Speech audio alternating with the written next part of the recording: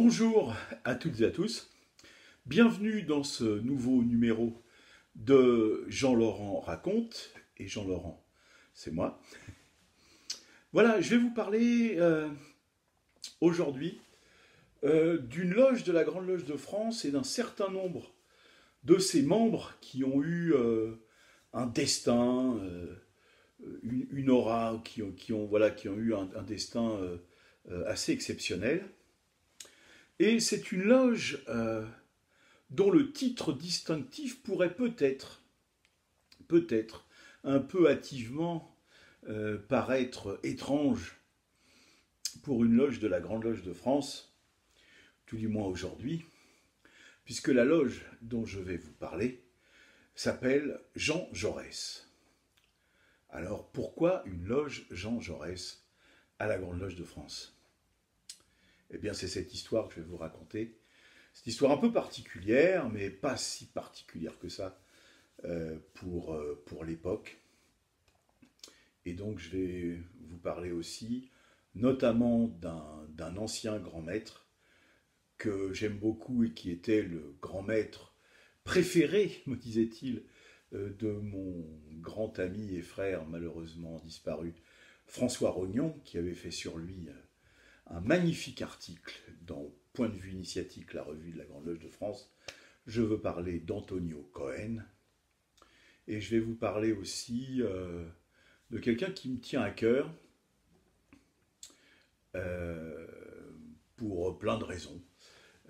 Parce qu'il a eu également un destin assez exceptionnel, qui est François Colaveri, qui est le fils d'Ezio Colaveri, dont je vais vous parler tout de suite. Alors, quel est le contexte, puisque la loge Jean Jaurès a été créée à la Grande Loge de France en 1917.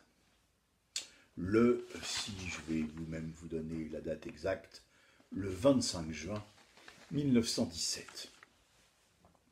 Alors nous sommes en plein pendant la Première Guerre mondiale. Rappelez-vous que la Première Guerre mondiale, c'est à peu près 5 millions de morts pour les empires centraux, 4 millions, c'est-à-dire l'Allemagne et ses alliés, 4 millions pour la France, enfin les alliés. Que c'est pour la France en tant que telle 1 315 000 morts, soit 27%, près de 30% de la classe d'âge des 18-27 ans, ceux qui ont fait la guerre. La guerre de 14, c'est une énorme boucherie. Et dès le début, la guerre de 14 va commencer le 1er août 14, et le jour qui verra le plus de tués de toute la guerre, c'est le 22 août, donc pas loin après le début de la guerre, le 22 août 14, avec 28 000 tués. 28 000 tués en une seule journée. Et d'ailleurs, nos soldats paieront la légèreté de l'armée française, puisqu'ils étaient équipés notamment de pantalons rouges, ce qui faisait que les Allemands les repéraient tout de suite, tiraient juste en haut et tuaient le soldat. C'est pour ça que ceux qui vont arriver en 1915 avec leur nouvel équipement auront des pantalons bleus. C'est pour ça qu'on va appeler les bleus. Les nouveaux, c'est les bleus. Les anciens, ceux de 14, avaient des pantalons rouges, ils se faisaient tirer. Et les nouveaux avaient des pantalons bleus, donc on les appelait les bleus, les jeunes, les nouveaux. C'est de là que ça vient, d'être appelé un bleu. Et puis, il n'y a pas que 1914. Je ne vais pas vous refaire la guerre de 14 parce que c'est pas le lieu ici, mais il y a Verdun. Verdun, c'est des centaines de milliers de morts. Et puis, au début de l'année 1917, ça va être les grandes offensives, les offensives Nivelle au milieu, à partir d'avril 17. Mais déjà, dès avant les offensives Nivelle, les soldats n'en peuvent plus. Il y aura les grandes mutineries de 1917 qui donneront des milliers de condamnations et plusieurs milliers de condamnations à mort et plusieurs centaines d'exécutions. Eh bien, c'est dans ce contexte-là qu'un certain nombre de frères d'une loge du Grand Orient de France qui s'appelle l'Équité, qui se situe à Pantin. Alors, pour faire un peu schématique et un peu court, mais disons que l'équité, c'est la loge des socialistes de Pantin, pour faire court.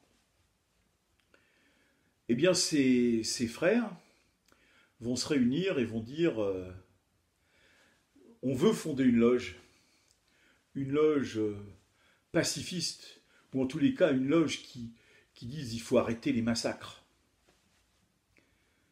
Et il faut tenir en compte la vie des hommes, des soldats. C'est pas possible de continuer à avoir autant de dizaines de milliers de morts chaque mois. Et puis ils vont avoir l'idée d'appeler cette loge Jean Jaurès. Parce qu'ils sont socialistes déjà, et puis parce que Jean Jaurès, jusqu'au 31 juillet 1914, date de son exécution par Raoul Villain, qui porte bien son nom, au Café du Croissant, à Montmartre, alors qu'il allait écrire son éditorial contre la guerre, qu'il sentait imminente. Et d'ailleurs, dès la mort de Jaurès, la guerre sera déclarée, dès le lendemain de la mort de Jaurès. Celui qui maintient le fait qu'il n'y ait pas la guerre, celui qui fait tout pour qu'il n'y ait pas la guerre, c'est Jaurès. Et Jaurès est assassiné. Donc pour ses frères, qui sont socialistes, il est évident que s'ils veulent créer une loge pacifiste, il y a un nom qui s'impose, c'est celui de Jean Jaurès. Alors ils vont s'adresser, déjà, j'ai la lettre émouvante, je ne sais pas si vous pourrez la lire parce que c'est écrit tout petit. Voilà, ça, c'est la lettre que Laurent Rosière, qui allait être le premier vénérable maître de la loge Jean Jaurès, adresse le 22 janvier 1917 à Madame Veuve Jean Jaurès, 8 Villas-la-Cour, dans le 16e arrondissement de Paris. Alors déjà, ils demandent à Madame Jaurès, et puis ils vont voir, comme on fait d'habitude, pour créer une loge. Alors quand on est à la Grande Loge de France, on saisit le Conseil fédéral, et quand on est au Grand Orient, on saisit le Conseil de l'Ordre. Donc ils saisissent le Conseil de l'Ordre pour lui dire on veut créer une loge du nom de Jean Jaurès. Et là, stupéfaction. Je ne vais pas vous donner tous les courriers, etc. Ce n'est pas le but du jeu. Mais je vous explique le contexte. Le Grand Orient répond, mais c'est pas possible. Nous, on est pour l'union sacrée. Et il faut dire que le lendemain de la mort de Jaurès, les socialistes, comme les radicaux, rejoignent la droite pour faire ce qu'on appelle l'union sacrée contre l'Allemagne, en disant on voulait défendre la République, maintenant on défend la patrie. Et donc il y a l'union sacrée des socialistes radicaux jusqu'à la droite pour combattre. Donc le Grand Orient de France dit nous on est pour l'union sacrée, mais tout le monde est pour l'union sacrée, la Grande Loge aussi. Je suis pour l'union sacrée, donc il est hors de question de créer une loge pacifiste alors qu'il y a encore des combats. Et deuxièmement, Jean Jaurès, mais le nom d'un socialiste pour une loge du Grand Orient de France, vous n'y pensez même pas. Alors il y a des socialistes au Grand Orient, bien sûr qu'il y en a. Il y a des figures illustres, par exemple, comme Marcel Samba ou André Lebet. C'est eux déjà qui avaient défendu le fait d'avoir la double appartenance entre la franc-maçonnerie et le Parti socialiste en 1906 et en 1912. Donc il y a des figures. Samba va être ministre pendant la guerre. Même Jules Guesde va être ministre. C'est pour dire. Donc, fin de non-recevoir l'obédience du Grand Orient de France, bien qu'il y ait des socialistes à l'intérieur, comme Marcel Samba, qui sera membre du Conseil de l'Ordre, et quand même l'obédience du Parti radical. Et donc, Jean Jaurès, pacifiste, anti-guerre, et ils sont, j'allais dire, bien plus dans l'air du temps, les frères du Grand Orient, du Conseil de l'Ordre. Rappelez-vous, je vous le dis, que Raoul Villain, il va passer la guerre en prison, puisqu'il ne va pas être jugé pendant la guerre. Mais on va le juger en 1919, Raoul Villain, pour l'assassinat de Jaurès, en 1914. Eh bien, figurez-vous que Raoul Villain, pour l'assassinat de Jaurès, quelle peine il va avoir? Mais aucune. Raoul Villain sera acquitté sous les acclamations du jury, en disant « Heureusement, vous avez tué Jaurès. Il aurait empêché la guerre, il aurait empêché le retour de l'Alsace-Lorraine. » Et donc, Raoul Villain sort de prison en 1919, et c'est la veuve de Jean Jaurès qui est condamnée aux dépens, et qui paiera les frais du procès de Villain. Heureusement, il me plaît à penser que ce salopard de Villain ayant trouvé refuge en Espagne, je pense que c'était pas à cause de ça, mais c'est pas grave, il me plaît de le penser, que les républicains espagnols en 1936 l'ont trouvé, l'ont chopé, l'ont collé contre un mur et lui ont donné le salaire qu'il méritait, c'est-à-dire 12 balles dans la peau pour l'assassinat de Jaurès. Je ferme la parenthèse. Donc en 1917, refus catégorique du Conseil de l'Ordre du Grand Orient de France de constituer une loge Jean Jaurès en son sein.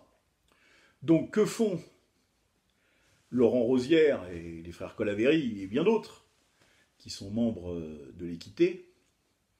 Ils traversent la rue, ou quelques rues, ils vont en face et ils frappent à la porte de la Grande Loge de France. Et la Grande Loge de France, elle est dirigée à l'époque par Paul Peigné, qui est un général.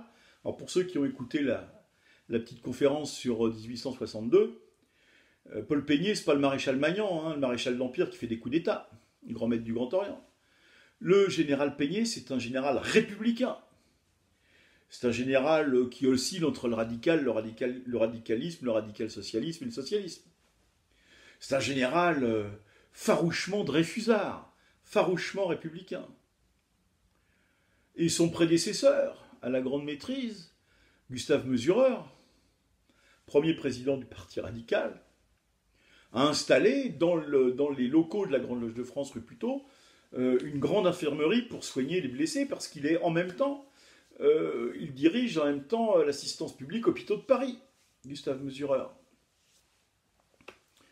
On aurait bien besoin d'un Gustave Mesureur aujourd'hui.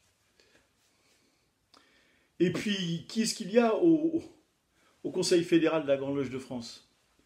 Il y a un certain nombre de socialistes et de communards revenus d'exil en 1880. Il y a Élimay, par exemple, celui qui a initié Eugène Pottier, le créateur de l'Internationale, en 1875 en exil. On l'a vu aussi dans une autre vidéo. Donc c'est tous ces gens-là qui sont au Conseil fédéral. Élimay ne mourra qu'en 1930, Mesureur en 26. Donc ils sont en 1917, certes âgés, mais toujours présents. Et donc lorsque les frères vont les trouver en leur disant « on veut créer une loge pacifiste, qui veut la paix, qui veut la concorde, qui veut arrêter les combats inutilement sanglants et meurtriers. » Et on va être en pleine période en plus des mutineries à cette époque-là. Eh bien, ils vont leur dire oui. Et lorsqu'ils leur diront « on veut que cette loge porte le nom de Jean Jaurès », ils leur diront également oui, vous êtes les bienvenus, c'est une figure majeure, Jean Jaurès. Et c'est pourquoi, en décembre 2009, je crois que c'est le 8 décembre 2009, pour célébrer le 150e anniversaire de la naissance de Jaurès, au Café du Croissant, à Paris, c'est Alain-Noël Dubar, grand maître de la Grande Loge de France en exercice, qui va faire l'apologie de Jaurès. Et oui, la loge Jean Jaurès va se créer à la Grande Loge de France le 25 juin 1917. Vous savez que la Grande Loge de France à l'époque, jusque dans les années, ou même bien après la guerre, on le verra avec un autre personnage de la loge Jean Jaurès, sera une obédience qui aura, comment dire, ça gentiment, qui ne verra aucun inconvénient à ce que beaucoup de socialistes peuplent ses rangs. Alors les socialistes du Nord, comme des grands maîtres comme Bernard Welloff, comme Roger Salingro, de la Fraternité de Lille, mais même comme Pierre Brossolette, à Émile Zola en 1927, et bien d'autres. Il y avait cette tradition-là à la Grande Loge de France, à la fois de frères engagés spirituellement, parce qu'il l'était, on va le voir avec un autre personnage, et très engagés sur le plan de la vie. Et donc il y a, lors de la création de la loge Jean Jaurès, parce qu'elle va se créer à la Grande Loge de France, et, il faut le dire, elle existe toujours à la Grande Loge de France. Et je tiens à saluer ici mon très cher frère et ami Daniel Lebras, Daniel à la caméra pour ceux qui écoutent Radio Delta et qui voient Radio Delta TV, qui aime beaucoup, et pour cause, cette loge Jean Jaurès dont il est membre, et auquel il a consacré un film, je crois, de près de 40 minutes, lorsqu'il y a eu l'anniversaire de la création de la loge, qui a eu le centenaire de la loge Jean Jaurès, qui a été fêté non pas en juin, parce qu'il y a eu du truc, mais le 18 novembre 2017, à Paris, en présence du grand maître de l'époque, Philippe Charouel. Le premier vénérable maître est Laurent Rosière, et il lit à cette occasion un texte qui s'appelle « Agir ». Je vais vous le lire, ou quelques parties, ou même peut-être vous le lire. La connaissance doit éclairer la volonté, et la volonté doit déterminer l'acte, car agir, c'est vivre, et la vie n'est qu'une longue, constante action. De l'action, point d'exclamation, de l'action, tel est le mot d'ordre que chacun de nous doit suivre s'il veut marquer son empreinte sur la mouvante planète où nous avons pris racine. Agir, c'est accomplir ce que la morale appelle le devoir. C'est obéir à la loi de la conscience qui commande au progrès. C'est rester fidèle à l'essence du soi-même qui ne peut se manifester que par l'énergie dépensée. C'est aider au développement de l'individualité s'affirmant. C'est contribuer à l'intensification du bien général. C'est surtout permettre à l'âme de s'épanouir par l'activité intégrale de ses facultés dans le rayonnement du bonheur collectif. Agissons. Que le philosophe, après avoir vécu de multitudes de minutes méditatives dans son grenier solitaire, agisse en élaborant le système qui essaiera de résoudre le problème du devenir ou d'établir la règle de conduite des millions d'êtres qui cherchent à tâtons la voie de la véritable vie. Que le savant, après avoir passé des décades de lustre dans son laboratoire, agisse en révélant à l'ignorant une parcelle du grand secret que détient la nature. Que l'économiste, après avoir étudié le mécanisme de la production, de la répartition, de la circulation, de la consommation, agisse en établissant un jeu plus normal et plus juste de la distribution des richesses. Que le sociologue, après avoir observé les conditions d'existence des différentes catégories sociales, agisse en préconisant un état social où toutes les classes seront confondues dans un commun assujettissement à la loi impérieuse du travail souverain. Que le politique, après avoir saisi les aspirations de chacun et de tous, agisse en conciliant les multiples intérêts individuels avec l'unique intérêt collectif. Que le littérateur, après s'être penché sur la foule frémissante, agisse en produisant l'œuvre qui vivifie l'esprit et magnifie le cœur. Que l'artiste, après avoir vibré avec l'âme populaire, agisse en cristallisant dans le marbre, sur la toile ou par l'harmonie, la beauté divine. Oui, qu'ils agissent, les grands de ce monde, et les petits tressailleront d'allégresse, et ils tressailleront d'allégresse, les humbles, si les puissants savent donner, comme point d'appui à leur force en mouvement, l'éternelle justice.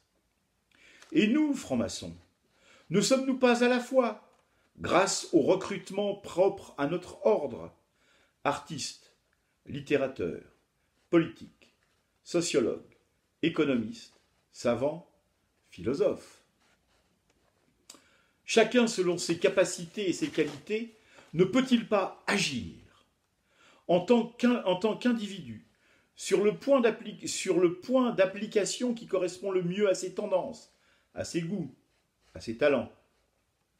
J'ai la conviction profonde que la franc-maçonnerie est le groupement le plus apte par sa composition et son organisation à mener une action féconde en heureux résultats. L'œuvre maçonnique peut et doit être la plus riche des œuvres humaines parce qu'elle est, suivant le langage de la mécanique, la résultante d'un polygone de forces très puissantes par la diversité de leurs origines, de leur intensité et de leur direction.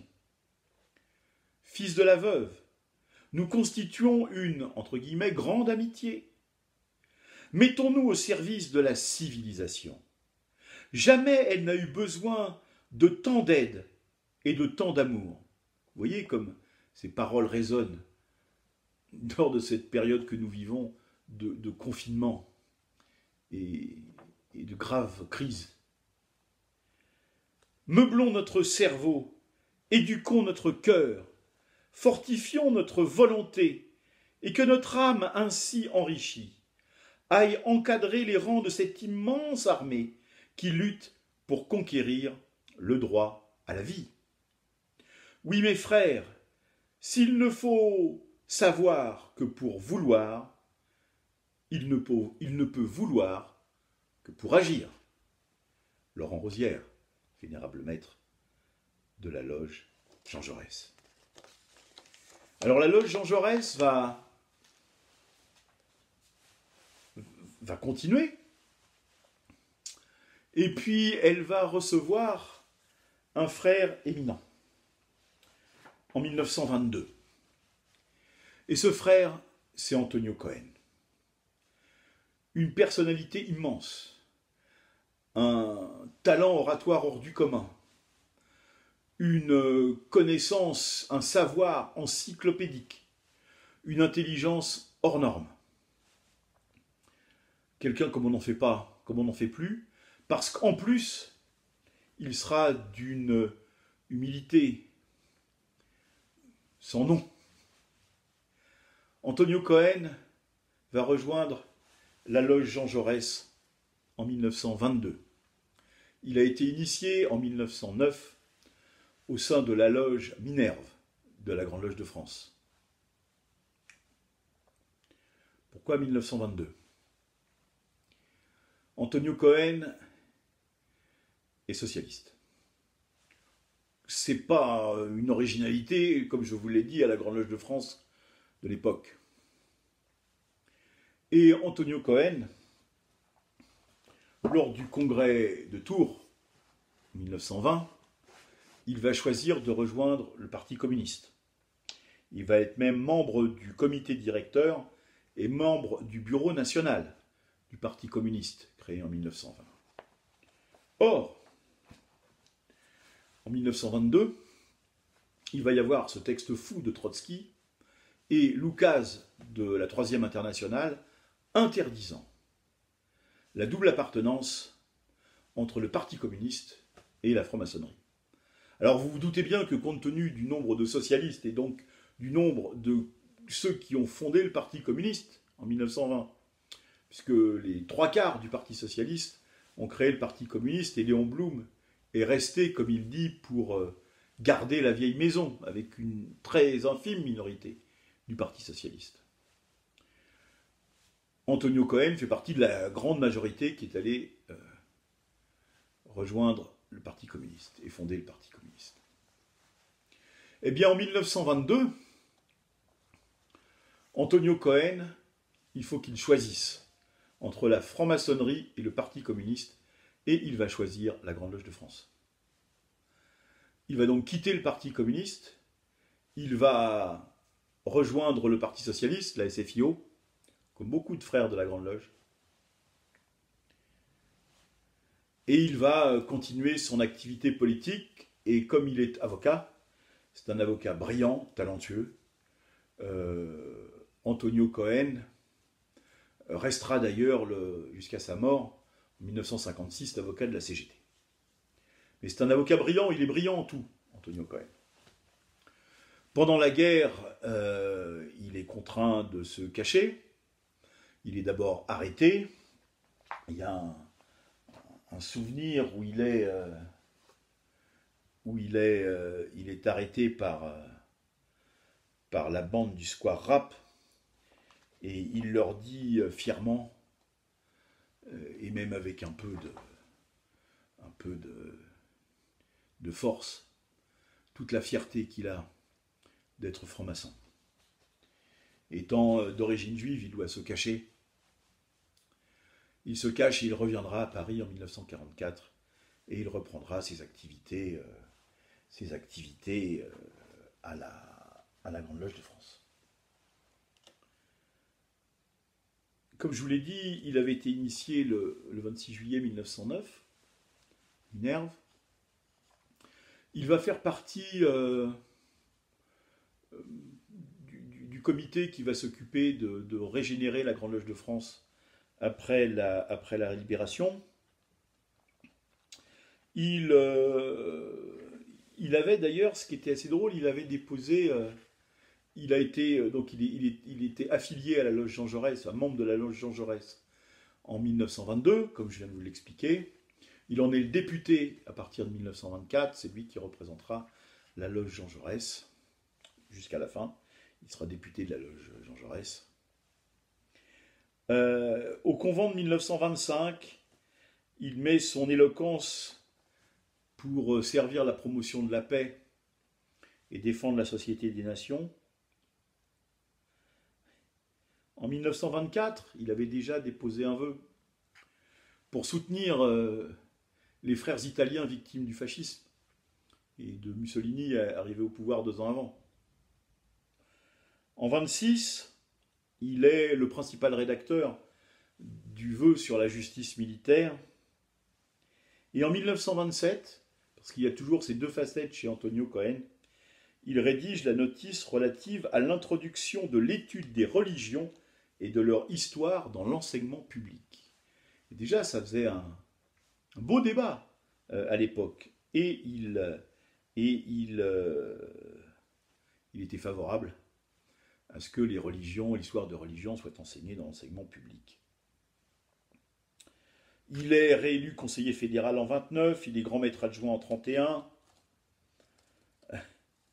Il est toujours député de la loge Jean Jaurès. Il va fonder une autre loge, parce qu'il va en fonder plusieurs, la tradition écossaise.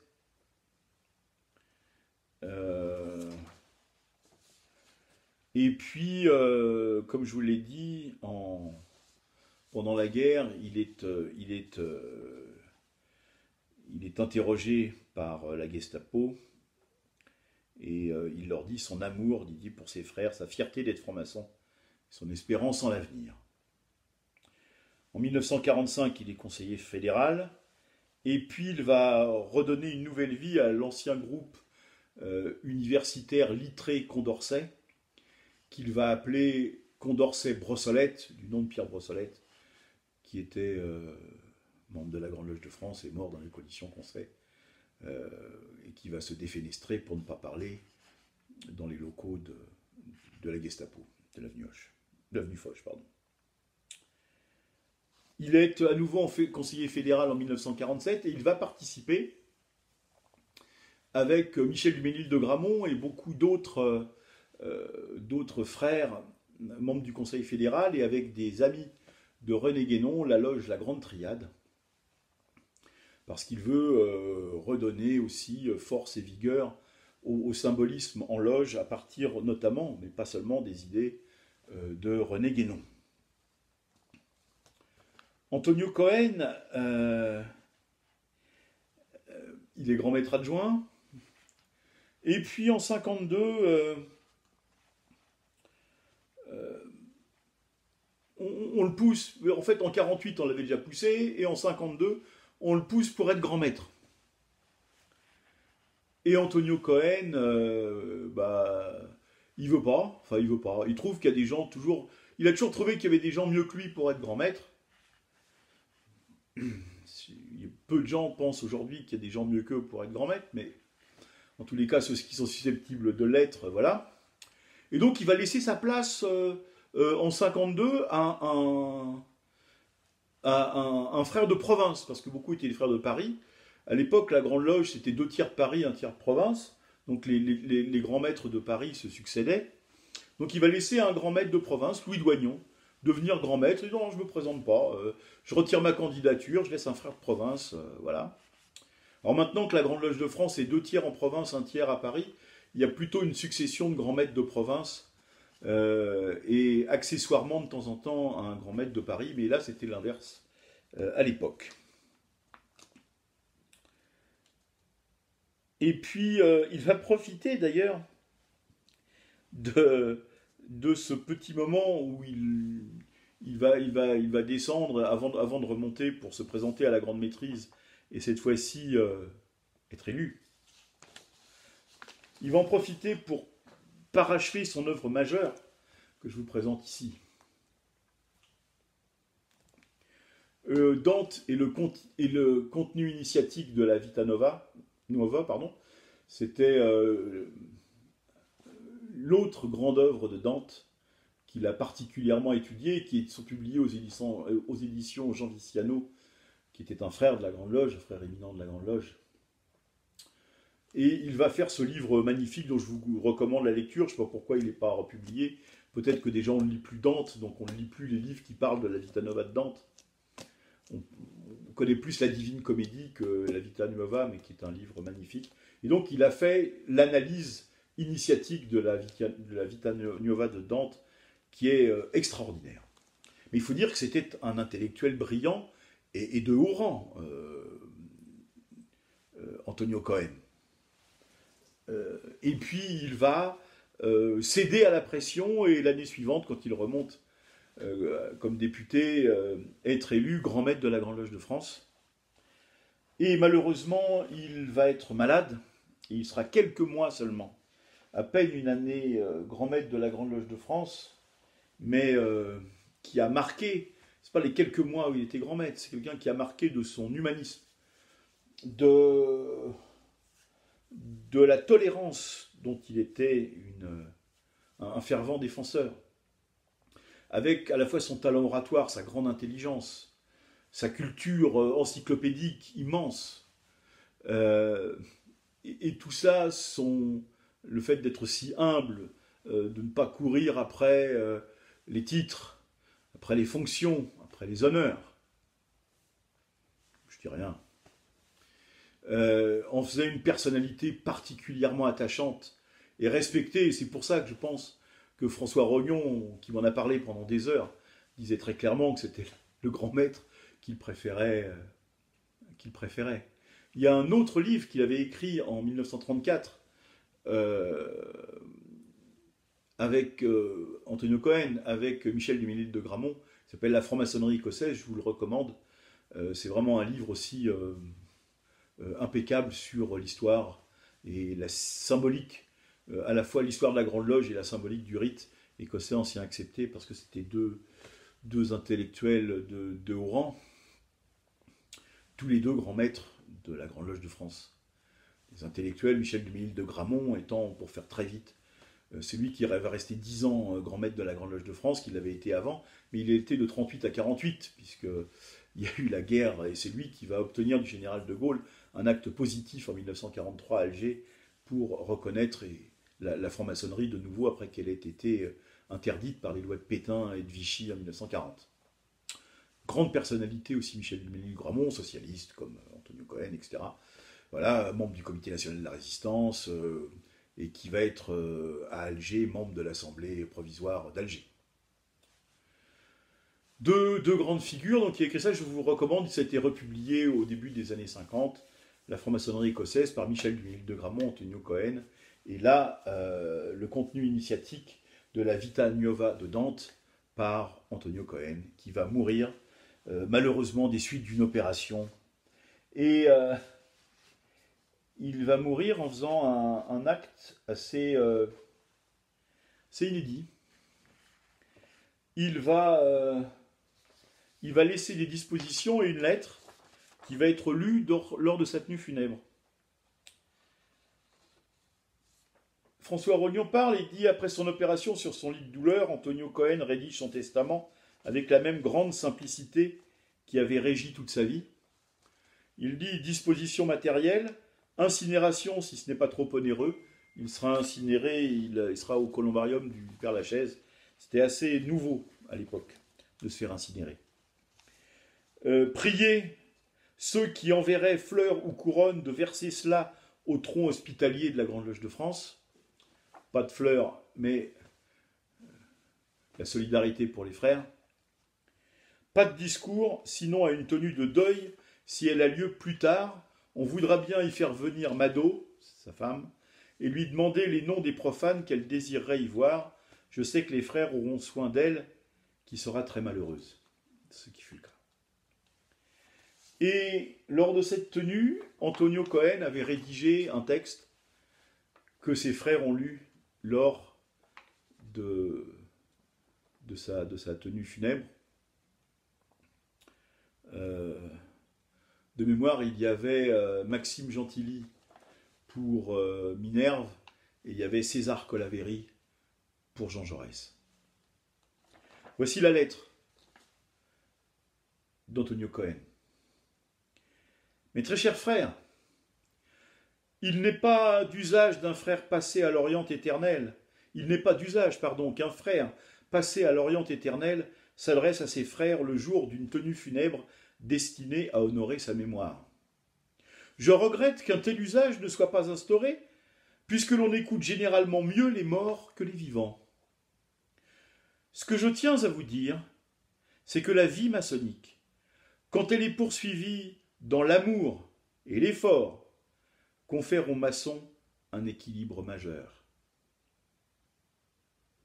L'au-delà ne saurait inquiéter un assidu de nos temples et de nos disciplines. Pas plus que vous ne sauriez vous affliger d'un fait aussi banal que la disparition d'un vieux maçon. École de vie, école de mort. La maçonnerie vous a enseigné la certitude des séparations matérielles. Chacun de nous apporta moins que ce qu'il eût pu et dû apporter. Mais chacun de nous aura apporté quelque chose avant de disparaître. Si sa vie tout entière ne représente qu'un atome du ciment qui lie et liera nos pierres, cet atome demeure intégré et nécessaire à l'édifice. Je sais que nos rites exigent une batterie de deuil, et respectueux des symboles, je pense qu'il vous faut la tirer. Mais avant qu'elle ne soit couverte, éloignez de vous toute douleur opprimante. Il faut vivre hautement, la joie au cœur, le maillet à la main, toujours mécontent de l'insuffisance de notre œuvre, mais toujours plus passionné de la reprendre et accomplir. Au travail, mes frères, gloire au travail. Voici les derniers mots d'Antonio Cohen lus lors de la tenue funèbre qui a eu lieu. Et puis, avant de conclure, je voulais vous parler d'un autre frère de la loge Jean Jaurès. Cet autre frère s'appelle François Colaveri. Alors François Colaveri, c'est le fils d'Ezio Colaveri. On a vu qu'Ezio Colaveri était un de ceux, avec Laurent Rosière et d'autres, qui étaient les fondateurs de Jean Jaurès en 1917. D'ailleurs, Ezio Colaveri vivra assez vieux pour être maire socialiste de Pantin encore en 1955-56. Il mourra peu de temps après. Ezio Colaveri avait deux fils. Ezio Colaveri avait deux fils, César et François. Tous les deux, d'ailleurs, vont faire des brillantes études et vont être tous les deux également attachés au secrétariat général de la Grande Loge de France. Il va faire office de secrétaire général, François Colaveri, comme César. Mais plus François, qui va... les comptes rendus des convents, etc., sont faits par François Colaveri. Alors c'est lui aussi quelqu'un qui a fait de brillantes études. Il aura un doctorat de lettres, François Colaveri. Et puis, comme je vous le dis, il était attaché au secrétariat général de la Grande Loge. il va jouer un rôle particulier parce qu'il va à la fois conserver, cacher des archives de la Grande Loge et va en même temps détruire les fichiers. Alors ils seront refaits après par les services de la Gestapo et par les services de collaboration français, nos chers amis collaborationnistes d'extrême droite. Mais François Colaveri va détruire les fichiers de la Grande Loge et va cacher durant toute la guerre beaucoup d'archives, ce qui fait qu'on a quand même conservé pas mal d'archives. Il va s'engager dans la résistance, il va être un résistant exemplaire, François Colaveri. Je ne vais pas vous le répéter, puisque c'était à chaque fois la même chose, mais il était comme Antonio Cohen, comme Ezio Colaveri, comme tous, il était évidemment socialiste. Et puis je le dis parce qu'en plus ça en énerve quelques-uns, donc c'est bien. Ça me fait rigoler en même temps, parce que j'y peux rien, personne n'y peut rien. Il aurait été radical, je vous aurais dit il est radical, mais voilà, c'était comme ça. Il entre dans la préfectorale en 1944. Il va être directeur de cabinet du préfet des Bouches-du-Rhône, mais il va aussi être secrétaire général de la préfecture des Bouches-du-Rhône. Et c'est lui qui va accueillir le navire Exodus, vous savez. Vous avez vu le film, vous avez entendu parler du livre. Ce navire qui emmenait notamment beaucoup de déportés juifs qui voulaient se rendre en Palestine pour créer l'État juif. Et donc c'est François Colaveri qui les accueille, qui va les nourrir, qui va s'occuper d'eux sur le port de Marseille, en tant que secrétaire général, en liaison évidemment à la fois avec le préfet et le ministère de l'Intérieur, hein, qui est parfaitement d'accord. Et il va même leur dire que s'ils veulent, il leur donne un sauf-conduit pour rester en France, mais les marins, et, enfin, les membres de l'équipage et les passagers de l'Exodus veulent aller en Palestine, donc ils vont partir. Mais l'État d'Israël sera toujours reconnaissant à François Colaveri de cette action particulière qu'il a faite et de toute l'attention qu'il a portée à ces naufragés. On dirait quoi aujourd'hui? On dirait des migrants, c'est ça? Des gens qui veulent aller quelque part. De s'en être si bien occupés, d'avoir pris tellement soin d'eux avec tellement d'humanisme, que jusqu'à la fin de sa vie, chaque année, lors de l'anniversaire de la création de l'État d'Israël, l'ambassadeur d'Israël en France amenait à François Colaveri un cadeau de la part de l'État d'Israël. Et François Colaveri, il va ensuite, je vais essayer d'aller court parce qu'il a une carrière très riche, il sera directeur de cabinet de Jules Moch, le ministre de l'Intérieur socialiste de l'époque, très controversé. Vous savez que c'est Jules Moch qui a réprimé les grèves menées, ourdies, manigancées par le Parti communiste. Et puis, il le suivra à la présidence du Conseil en 1951. Et enfin, il est promu préfet de l'Ain, il est préfet d'Alger en 1955, de la Sarthe en 1956, avant de devenir inspecteur régional en 1961 à Constantine, et enfin, en 1963, président de la Société d'économie mixte des autoroutes Paris-Lyon, Paris-Rhin-Rhône, enfin voilà, les sociétés d'autoroutes. Il a été initié très tôt, François Colaveri, vers 17-18 ans, à la loge Jean Jaurès, créée par son père, Ezio Colaveri. Il sera évidemment vénérable maître de la loge Jean Jaurès. Il sera conseiller fédéral. Il sera le grand secrétaire de la Grande Loge de France à la Libération, comme il avait été secrétaire général, employé avant la guerre, et on a vu tout ce qu'il a fait pour la Grande Loge de France. Et il a une petite particularité, c'est que il n'y en a que deux qui sont comme ça. C'est Marcel Flouret et lui, François Colaveri. Ils ont été nommés directement du troisième degré, maître. Ils ont été nommés directement troisième au 33e degré en une seule fois. Il y en a deux, Marcel Flouret, François Colaveri. C'est pour les historiens. Voilà, il n'y en a que deux. Et c'est François Colaveri, il sera celui Il sera un de ceux qui, fort heureusement, gardera la maison du Suprême Conseil lors de la scission de 1964, lorsque le souverain commandeur rwandais partira créer un autre Suprême Conseil et ira à la GLNF. François Colaveri sera de ceux qui garderont le Suprême Conseil de France et l'aideront à se reconstituer, enfin pas à se reconstituer, mais à vivre et à passer le cap difficile de la scission de Rwandais. Et puis sur ces vieux jours, François Colaveri, Julie était agrégé de lettres, et puis docteur dans les lettres, pardon.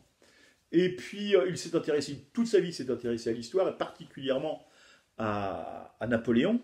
Et il va publier 2 ouvrages importants, puisqu'à 80 ans, François Colaveri, puisqu'il était né en 1900, il est mort en 1982, mais en 1980, il va passer une thèse sur la franc-maçonnerie des Bonaparte, un doctorat d'histoire qu'il va réussir, et il va en tirer 2 ouvrages, Napoléon empereur franc-maçon, Napoléon franc-maçon, qui est préfacé par Jean Tullard, et la franc-maçonnerie des Bonaparte, qui sera, elle, préfacée par le frère Georges Dumézil. Je vous montre celui-ci, Napoléon empereur franc-maçon, et François Colaveri émet la thèse assez étayée, d'ailleurs, très étayée, certes minoritaire, mais Tullard dit que c'est pas impossible ce qu'il dit, parce que c'est préfacé par Jean Tullard, que Napoléon aurait été initié, en tous les cas, voilà, on sait le rôle de Napoléon vis-à-vis de la franc-maçonnerie, mais voilà, il a écrit 2 livres qui sont passionnants, Napoléon franc-maçon et la franc-maçonnerie des Bonaparte, dont je vous conseille vivement la lecture. Voilà, j'ai essayé de retracer à travers un certain nombre de personnages l'histoire de cette loge Jean Jaurès de la Grande Loge de France, de sa création qu'on a vue en 1917, un peu difficile, dans une période extrêmement difficile de guerre hyper meurtrière. On a vu après, au travers de 2 personnages, un Antonio Cohen, l'autre François Colaveri, voilà, des personnages d'exception, des grands intellectuels, ceux qui avaient à la fois au cœur de faire vivre notre rite, la symbolique, l'initiatique, et d'avoir une vraie action humaniste, une vraie action sur la société dans laquelle ils vivaient, et pas seulement des mots, pas seulement des mots, des actions pour changer les choses. En francs-maçons écossais qu'ils ont toujours eu la fierté d'être, et je vais peut-être finir par ce mot d'Antonio Cohen, qui peut-être résume bien cette philosophie de la franc-maçonnerie écossaise, du moins de mon point de vue. Il disait toujours, lorsqu'il y avait des problématiques, des choses comme ça sur le rite, il disait toujours « l'amour doit toujours l'emporter sur la raison ». Eh bien, c'est sur ces mots d'Antonio Cohen que je vous dis à très bientôt pour un nouveau numéro de Jean Laurent raconte.